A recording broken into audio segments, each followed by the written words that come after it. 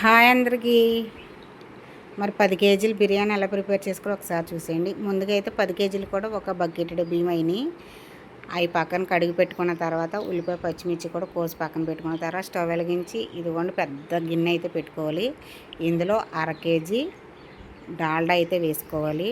అర కేజీ డాల్డా పడుతుంది 10 కేజీలకు కూడా. తర్వాత తగినంత ఆయిల్ వేసుకున్న తర్వాత ఉల్లిపాయ ముక్కలు వేసుకుని ఇలా కొంతసేపు ఫ్రై అయిన తర్వాత ఇదిగోండి టమాటా ముక్కలు పచ్చిమిర్చి కూడా ఇందులో వేసుకుని బాగా మగ్గించుకోవాలి. ఇలా మగ్గించుకున్న తర్వాత బిర్యానీ మసాలా కూడా ఇందులో వేసుకోవాలి. బిర్యానీ మసాలాలన్నీ కూడా మనకు తెలిసినవే కదా, ఇవన్నీ కూడా ఇందులో వేసుకున్న తర్వాత ఒక 5 నిమిషాలు ఇలా మగ్గించుకున్న తర్వాత అయితే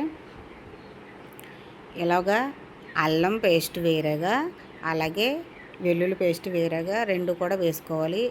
ఇందులో అయితే ఒక పావు కేజీ అల్లము అలాగే పావు కేజీ ఎల్లుల్లిపాయల పేస్ట్ అయితే ఇందులో వేసాము. ఇలా వేసుకున్న తర్వాత అయితే చక్కగా ఈ ఉల్లిపాయలులోనే అల్లం వెల్లుల్లి పేస్ట్ కూడా పచ్చివాసన పోయే వరకు కూడా ఇలాగ ఫ్రై చేసుకున్న తర్వాత ఇందులో కొత్తిమీర వేసుకోవాలండి. కొత్తిమీర ముందుగా వేసుకుంటే బిర్యానీ అనేది చాలా బాగుంటుంది. ఇందులో వెజిటేబుల్స్ ఏమీ వేయలేదు, టమాటాలు మాత్రమే వేసాం. ఇప్పుడైతే ఒక అర కేజీ జీడిపప్పు అయితే ఇందులో వేసాము. ఇందులో ఒక అర కేజీ జీడిపప్పు వేసుకున్న తర్వాత కొంచెం పసుపు ఇలా వేసుకోవాలి. కలర్ఫుల్గా కనబడడం కోసం అయితే పసుపు అయితే వేసాము. అలాగే కారం అయితే ఒక 200 గ్రాములు బిర్యానీలోకి అయితే పట్టింది. అలాగే మసాలా పొళ్ళు గరం మసాలా అయితే వేసుకోవాలి. ఇందులోనే గరం మసాలా కూడా వేసుకున్న తర్వాత ఇలాగా కంటిన్యూస్గా తిప్పాలి అడుగంటుకోకుండా. ఇలా వేసిన తర్వాత అయితే ఇందులోనే రుచికి సరిపడగా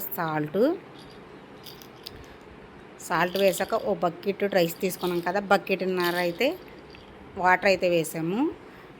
ఇలా వాటర్ వేసిన తర్వాత అయితే ఒక 5 నిమిషాలు మూత పెట్టుకుంటే ఇదిగోండి మళ్ళీ ఒక 5 నిమిషాల తర్వాత మూత పెట్టాక కొత్తిమీర కూడా వేసుకోవాలి. మళ్ళీని 2 సార్లుగా కొత్తిమీర అయితే వేసి మళ్ళీ మూత పెట్టిన తర్వాత వాటర్ అంతా కూడా ఇదిగోండి ఇలాగా మరిగినాయి కదా.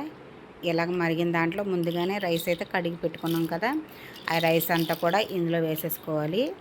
కొలత అయితే ఇప్పుడు 10 కేజీల బియ్యానికి ఒక బకెట్ అయినాయి కదా, ఆ బకెట్న్నర వాటర్ వేసుకుంటే సరిపోతుంది.